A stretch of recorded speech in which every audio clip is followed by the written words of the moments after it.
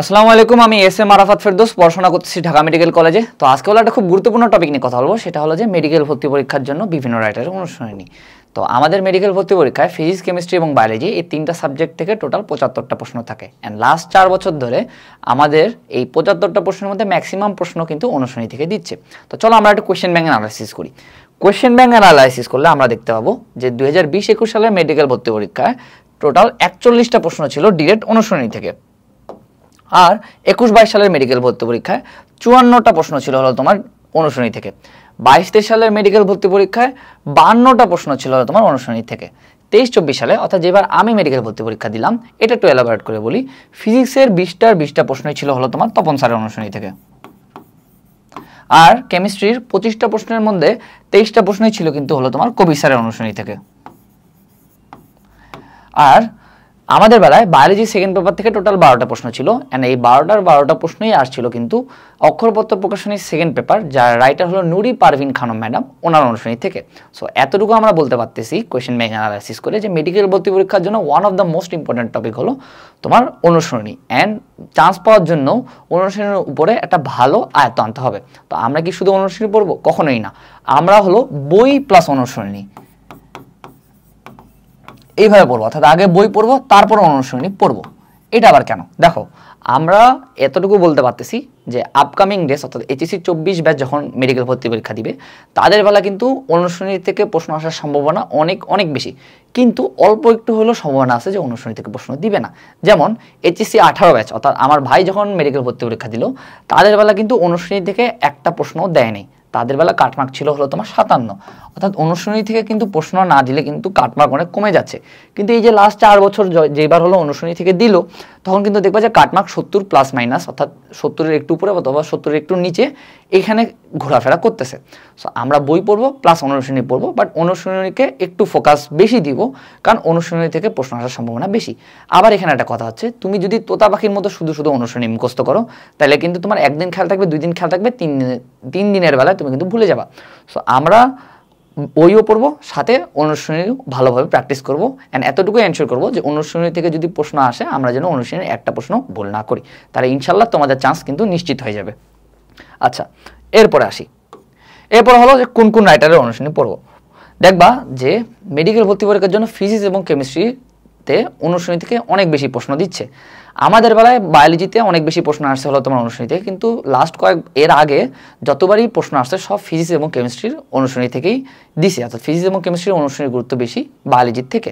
So আমরা যদি last 20 বছর বা 15 বছরের কোয়েশ্চেন ব্যাংক অ্যানালাইসিস করি, তাহলে দেখবো যে শুধুমাত্র 4টা রাইটারের অনুশীলনী থেকেই কিন্তু প্রশ্ন দিচ্ছে।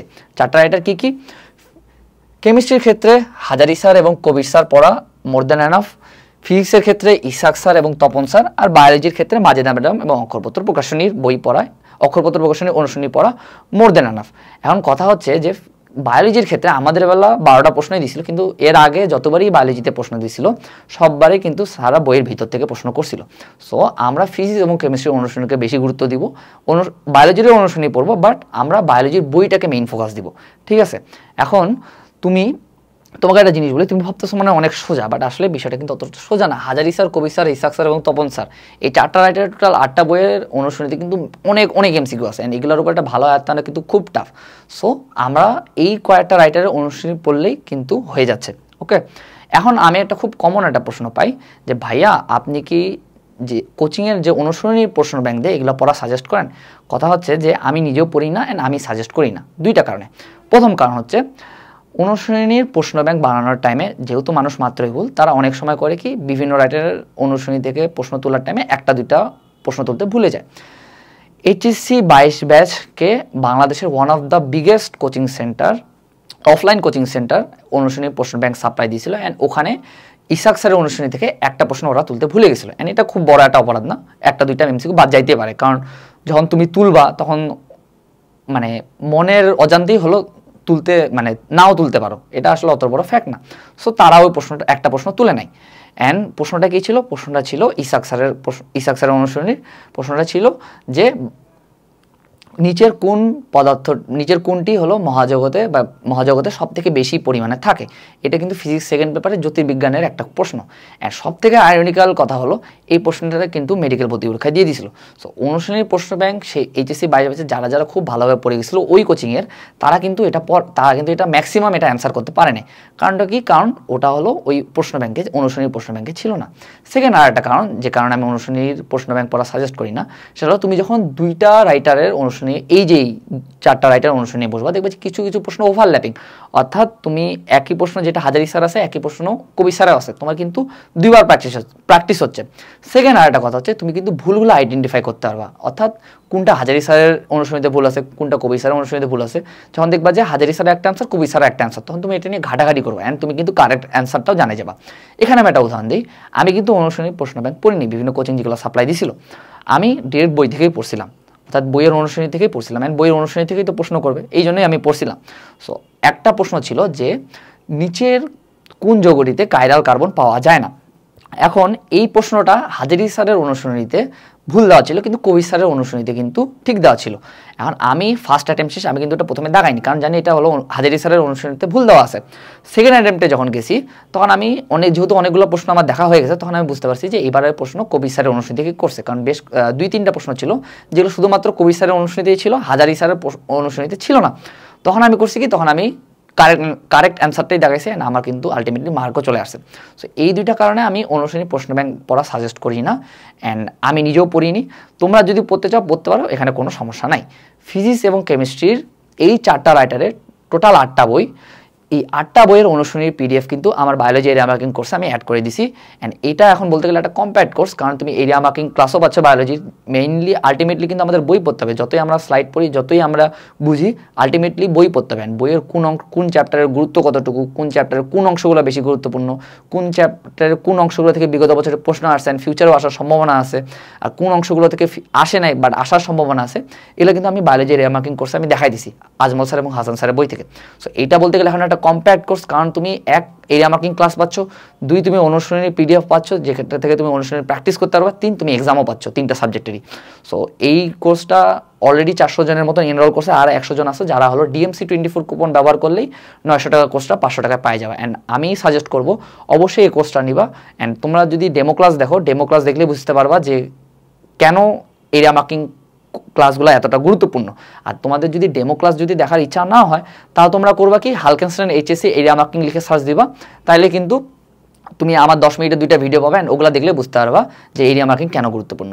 ওকে, আচ্ছা, এরপরে আসি অনুশীলনী কীভাবে পড়বো। প্রথম কথা হলো আমাদের আগে বই পড়তে হবে, আমরা বই ভালোভাবে পড়বো, বই রিডিং দিব, দেন আমরা অনুশীলনী পড়বো। অনুশীলনী পড়ার ক্ষেত্রে আমরা ম্যাক্সিমাম স্টুডেন্ট একটা ভুল করি। ভুলটা কি জানো? ভুলটা হলো আমরা এইভাবে মেইন অ্যান্সারে একটা দাগ দিয়ে দিই, এইভাবে সবগুলো অনুশীলনী আমরা এভাবে দাগায় রাখি। কেন? সময় বাঁচানোর জন্য, সময় কম লাগে। বাট এটা করা যাবে না। কেন করা যাবে না আমি বলি। যারা এই কাজে ইভেন অনুশীলনী প্রশ্ন ব্যাংকও যারা পড়ো, তারা দেখবা যে এই অ্যান্সারে দাগ দিয়ে রাখে, এটা করা যাবে না। যারা এই কাজটা করো তাদেরকে আমি জিজ্ঞাসা করছি, তুমি যখন এগুলো করবা, যে এই টেকনিকটা ফলো করবা, তখন দেখবা কি তোমার শুধুমাত্র অ্যান্সারই চোখ যাচ্ছে, কিন্তু আশেপাশের যে অপশনগুলো আছে, অন্য যে অপশন আছে, এগুলোর দিকে কিন্তু চোখ যাচ্ছে না। আলটিমেটলি হবে কি, যখন তুমি মেডিকেল ভর্তি পরীক্ষা বসবা, তখন কিন্তু এখানে দাগানো থাকবে না, তখন তোমাকে 4টা অপশনের দিকেই তোমার চোখ যাবে। 1, তুমি প্রেশারে থাকবা, 2 হলো এখানে অনুশীলনীর কিছু কিছু প্রশ্ন আছে যেগুলো আর আসলে অনেক কনফিউজিং, পাশাপাশি অ্যান্সার। সো তখন তুমি কনফিউজড হয়ে ভুল লাগানোর সম্ভাবনা বেশি থাকে। এক্ষেত্রে আমি একটা টেকনিক ফলো করতাম, যেভাবে আমি অনুশীলনী পড়ছিলাম, এটা আমি তোমাদের সাথে শেয়ার করি। সেটা হলো আমি অ্যান্সারে না দাগ দিয়ে আমি এইভাবে প্রতিটা অ্যান্সার লিখে রাখছিলাম, যে 16 অ্যান্সার খ আমি 16 নিচে লিখে রাখছি। তাইলে হবে কি, তুমি একবার এভাবে লিখলা, দেন তুমি নিজে নিজে প্র্যাকটিস করতে পারবা হাত দিয়ে ঢাকায়, যে আচ্ছা ঠিক আছে এটা অ্যান্সার, এটা পারতেছি কিনা তুমি নিজেকে যাচাই করতে পারবা। সো আমরা প্রথমে বই পড়বো, তারপর হলো অনুশীলনীগুলা এইভাবে দেখাবো যে যেটার অ্যান্সার সেটা আমরা পাশে লিখে রাখবো, যাতে আমরা হাত দিয়ে ঢাকায় প্র্যাকটিস করতে পারি। এইভাবে একবার অনুশীলনী করার পর সেকেন্ড টাইম যখন তুমি আবার নিজে নিজে প্র্যাকটিস করবে, দেখবে যে তোমার কিছু ভুল যাচ্ছে, ভুল হবেই স্বাভাবিক, তখন তুমি ওগুলো হলো দাগায় রাখবা, গোল করে দাগায় রাখবা। তাহলে হবে কি, তুমি তখন যখন পরীক্ষার আগের রাতে একবার রিভাইজ দিতে যাবা অনুসরণী, তখন কিন্তু তোমার ভুলগুলোর দিকে চোখ যাবে, আচ্ছা এটা আমি ভুল করছিলাম একবার, বা এটা আমি ফিউচারে ভুল করতে পারি, বা এটা আমি যখন প্র্যাকটিস করতেছিলাম তখন আমি ভুল করছি। তখন হবে কি যে তোমার অ্যাকুরেসি আস্তে আস্তে বাড়ে যাবে। অ্যান্ড এইভাবে কিন্তু আমার বায়োলজি এরিয়া মার্কিং কোর্সেও যে অনুসরণী পিডিএফগুলো আছে ওগুলাও কিন্তু এইভাবে দাগায় রাখা আছে, যে যেটা অ্যান্সার যেটা সেটা হলো পাশে, যাতে তোমরা ফোনের মধ্যে বা পিডিএফ যখন হলো পড়বা তখন যাতে একটা আঙ্গুল দিয়ে ঢাকায় তোমরা হলো অনুশীলনগুলো প্র্যাকটিস করতে পারো। তুমি যদি ডিরেক্ট অ্যান্সারে দাগ দিয়ে করো দেখবা যে তুমি পড়া হচ্ছে বাট প্র্যাকটিস হচ্ছে না। সো প্র্যাকটিস করার জন্য আমি এই টেকনিকটা ফলো করছিলাম, অ্যান্ড এইটা টেকনিকটা ফলো করলে তুমি নিজেকে যাচাই করতে পারবা, অ্যান্ড অ্যাকুরেসি ট্রাস্ট নিয়ে অনেক বাড়ে যাবে, তোমার অনুশীলনের প্রশ্ন ভুল হওয়ার সম্ভাবনা কিন্তু অনেক কমে যাবে। প্রেশারের মধ্যে থাকে কিন্তু অনেক জানা জিনিসও ভুল হয়, যখন তুমি মেডিকেল ভর্তি পরীক্ষায় অন্য অপশনগুলোর দিকে চোখ যাবে, তুমি যদি কনফিউজড হয়ে ভুল করো তাহলে কিন্তু তোমার চান্স পাওয়ার নিশ্চয়তা কিন্তু অনেক কমে যাচ্ছে। সো এই টেকনিকটা ফলো করবা। ওকে,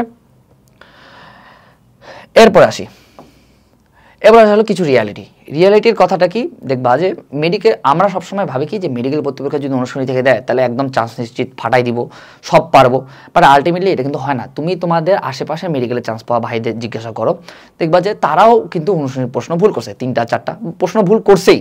তুমি রাজশাহী মেডিকেলের ভাইকে জিজ্ঞেস করো, ময়মনসিংহ মেডিকেলের ভাইকে জিজ্ঞেস করো, বা তোমাদের আশেপাশের জেলার যারা মেডিকেলের ভাই আছে যারা চান্স পাইছে ওদেরকে জিজ্ঞেস করো, দেখবা যে তারাও হলো সবগুলা পারে নাই। এখন যারা চান্স পায় তারাও 1-2টা বা 3টা 4টা প্রশ্ন ভুল করে অনুশীলনী, যারা চান্স পায় না তাদের তো হিসাব বাদই দিলাম। যদি অনুশীলনী থেকে প্রশ্ন আসায় আর এটা পারা যদি এতটাই সহজ হইতো তাহলে কাটমার্ক কখনোই কিন্তু 70+- হতো না, কাটমার্ক হইতো 80+- অথবা 90+-, যেহেতু অনুশীলনী থেকেই তো প্রশ্ন দিচ্ছে। বাট এটা আসলে এতটা সোজা না। আমরা ভাবি কি অনুশীলনী থেকে প্রশ্ন আসবে অনেক সোজা, একবার পড়ি অ্যান্ড এইভাবেই রাখে দিই, বাট এটা করা যাবে না। আমরা অনুশীলনীগুলো, আমি যে টেকনিকটা ফলো করছি অ্যান্ড যেই টেকনিকে আমি হলো আমার কোর্সের হলো পিডিএফগুলো দেখাইছি, তোমরা যদি ওই টেকনিকটা ফলো করো অ্যান্ড বারবার করতে থাকো দেখবা যে আমি সিউরিটি দিচ্ছি তুমি মেইন ভর্তি পরীক্ষায়ও যদি অনুশীলনী থেকে প্রশ্ন আসে তুমি ভুল করবে না।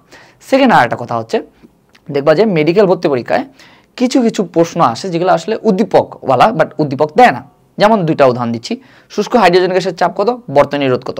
এই 2টা প্রশ্নেরই উদ্দীপক আছে, বাট স্যাররা উদ্দীপক ছাড়াই প্রশ্ন তুলে দিছে, অ্যান্ড হয়তো তাড়াহুড়ার মাঝে বা কোনো এক কারণে স্যাররা উদ্দীপক তুলে দেয়নি, অথবা উদ্দীপক তুলছে বাট যে কোয়েশ্চেন টাইপ করছে উনি উদ্দীপক তুলে নাই। সো এরকম প্রশ্ন থাকতেই পারে, বাট এগুলো নিয়ে ভাবা যাবে না। সো আমরা মেইন ফোকাস দেবো সিঙ্গেল বেস অ্যান্সারের দিকে, ঠিক আছে। সেকেন্ড আর একটা কথা হচ্ছে যে কিছু প্রশ্ন আছে ফিজিক্সের, বিশেষ করে ইসাক স্যারের অনুশীলনীতে, যেগুলো হলো আসলে দেখে বোঝার উপায় নাই, যেগুলো ক্যালকুলেটর ছাড়া করা পসিবল না। যেমন 30°C তাপমাত্রায় কি হলো, যেমন একটা প্রশ্ন আছে যে 30°C তাপমাত্রায় অক্সিজেনের RMS বেগ কত। এখন এই প্রশ্নটা যারা হলো আমরা পড়াশোনা করছি তারা জানতেছি যে এই প্রশ্নটা আসলে ক্যালকুলেটর ছাড়া পসিবল না, কিন্তু যিনি কোয়েশ্চেন করতেছে উনি আসলে এটা বুঝতে পারে নাই যে এটা ক্যালকুলেটর ছাড়া করা পসিবল না। উনি দেখছে 1 লাইনের একটা ম্যাথ, তাহলে তুলে দেই, তাহলে তো ম্যাথও দেওয়া হয়ে গেল আমার। সো এই প্রশ্নগুলোর ক্ষেত্রে তুমি সুন্দর মতন, বিশেষ করে ইসাক স্যারের অনুশীলনীতে এগুলো আছে, এগুলা তোমাদের সিম্পলি মুখস্থ রাখতে হবে, কিছু করার নাই ভাইয়া। দেখবা যে তুমি 30°C তাপমাত্রার অক্সিজেনের RMS বেগ কত, তুমি এটা ছাড়িয়ে দিয়ে আসছো, কিন্তু তোমার টপার বন্ধু ঠিকই দেখাই দিয়ে আসছে, কারণ ও সোজা মুখস্থ করছে। সো এই যে কিছু প্রশ্ন 1 লাইনের কিছু ম্যাথ আছে যেগুলো আসলে ক্যালকুলেটর ছাড়া করা পসিবল না, এই ক্যালকুলেটর ছাড়া ম্যাথগুলো আমাদের সোজাসুজি মুখস্থ করতে হবে, কিচ্ছু করার নেই। এখন তুমি আমাকে গাইলাইতে পারো বা বলতে পারো যে এরকম কেন, বাট এটাই হলো রিয়ালিটি। ওকে, আর একটা কথা বলে রাখতেছি, অনুশীলনী থেকে প্রশ্ন আসার সম্ভাবনা অনেক বেশি। অনুশীলনী আমরা ভালোভাবে পড়বো অ্যান্ড বারবার প্র্যাকটিস করবো, বাট সাথে আমরা অবশ্যই বইটাও পড়বো, যেন আমাদের কোনো বিপদ না হয়। অনুশীলনী থেকে আসলে ভালো, না আসলেও যেন কোনো বিপদ না হয়। তো ঠিক আছে, আসসালামু আলাইকুম।